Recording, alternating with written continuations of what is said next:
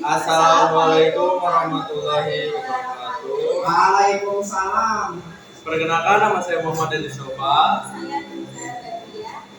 Saya Susiana Putri. Kami Dari kelompok 8 akan menjelaskan tentang kekuasaan kehakiman. kekuasaan kehakiman adalah kekuasaan negara yang merdeka untuk menyelenggarakan peradilan guna menegakkan hukum dan keadilan berdasarkan Pancasila dan Undang-Undang Dasar Negara Republik Indonesia Nomor Tahun 1945. Demi terselenggaranya negara hukum Republik Indonesia berdasarkan Undang-Undang Republik Indonesia Nomor 48 Tahun 2009, kekuasaan kehakiman di Indonesia dilakukan oleh Mahkamah Agung dan badan yang ada di bawah Mahkamah Agung meliputi pengadilan negeri dan pengadilan agama, pengadilan militer dan juga peradilan tata usaha serta oleh Mahkamah Konstitusi. Kekuasaan kehakiman yang diselenggarakan oleh lembaga tersebut dilaksanakan oleh seorang hakim.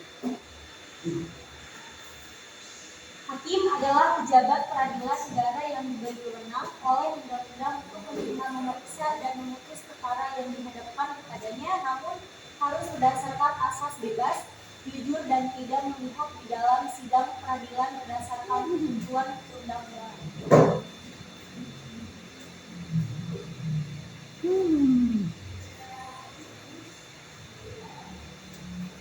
Hakim berdasarkan jenis lembaga peradilan dapat diklasifikasikan menjadi 3 kelompok, yaitu sebagai berikut.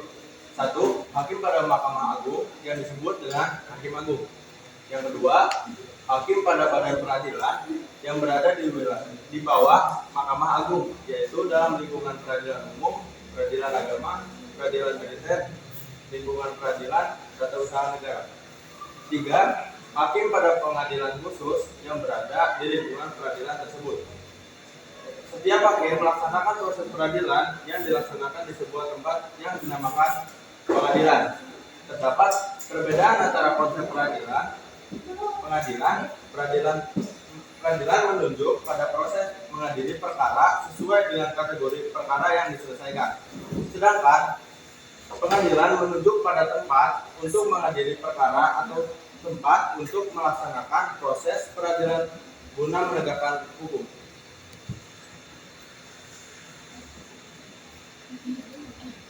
Lalu ada apa kekuasaan kehakiman? Yang pertama ada Mahkamah Agung.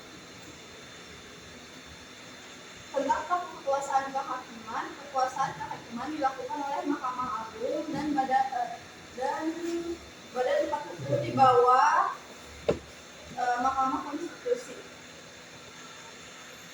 Dasar hukum Mahkamah Agung terdapat pada Undang-Undang Nomor 3 Tahun 2009 tentang Mahkamah Agung. Mahkamah Agung berwenang untuk mengadili pada tingkat kasasi terhadap putusan yang diberikan pada tingkat terakhir oleh pengadilan di semua lingkungan peradilan yang berada di bawah Mahkamah Agung. Lalu yang kedua ada peradilan di bawah Mahkamah Agung. Peradilan di bawah Mahkamah Agung yaitu meliputi peradilan umum, peradilan agama, peradilan militer, dan peradilan tata usaha. Yang ketiga ada Mahkamah Konstitusi.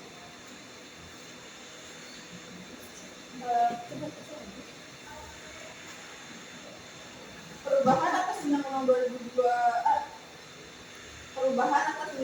Nomor 22 Tahun 2004 tentang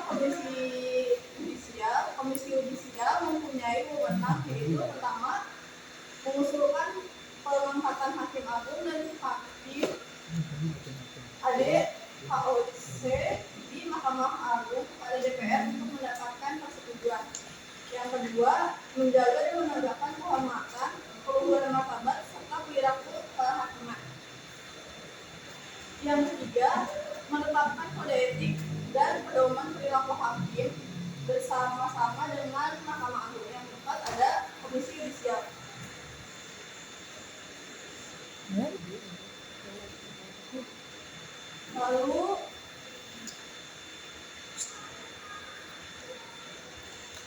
Lalu ada fungsi kehakiman. Fungsi utama kekuasaan kehakiman yaitu untuk memutuskan keputusan dalam suatu perkara dengan penerapan hukum secara paksa. Selain itu bisa juga diartikan bahwa kekuasaan kehakiman itu penting dikarenakan adanya kewenangan untuk memutuskan perkara demi mewujudkan keterlibatan umum di masyarakat melalui putusan yang adil. Lalu ada struktur kehakiman. Dalam struktur organisasi kehakiman terdapat beberapa fungsi yang dilembagakan secara internal dan eksternal. Terkait dengan jabatan kehakiman itu terdapat pula pejabat-pejabat kehakiman, yaitu yang pertama ada pejabat publik, kedua ada pejabat penuntut umum, tiga advokat yang juga diakui sebagai pendapat hukum. Dalam lingkungan organisasi pengadilan dibedakan dengan tegas adanya tiga jabatan yang bersifat fungsional, yaitu yang pertama hakim. Hakim adalah pejabat negara yang menjalankan kekuasaan di negara di bidang yudisial atau kehakiman. Yang kedua ada panitera. Panitera adalah pegawai sipil negeri yang menyandang jabatan fungsional untuk menjaga kerahasiaan setiap perkara. Yang ketiga ada pegawai administrasi biasa. Pegawai administrasi biasa adalah pegawai negeri sipil yang tunduk pada ketentuan kepegawaian negerian pada umumnya. Kesimpulan dari kekuasaan kehakiman adalah kekuasaan negara yang merdeka untuk menyelenggarakan peradilan guna menegakkan hukum dan keadilan berdasarkan Pancasila dan Undang-Undang Dasar Negara Republik Indonesia tahun 1945 demi terselenggaranya negara hukum Republik Indonesia. Lembaga peradilan negara berfungsi untuk mengawasi dan mengatur tatanan negara sehingga menjadi negara yang terbebas dari ancaman yang mengancam negara di bidang apapun. Sekian dari kami. Wassalamualaikum warahmatullahi wabarakatuh.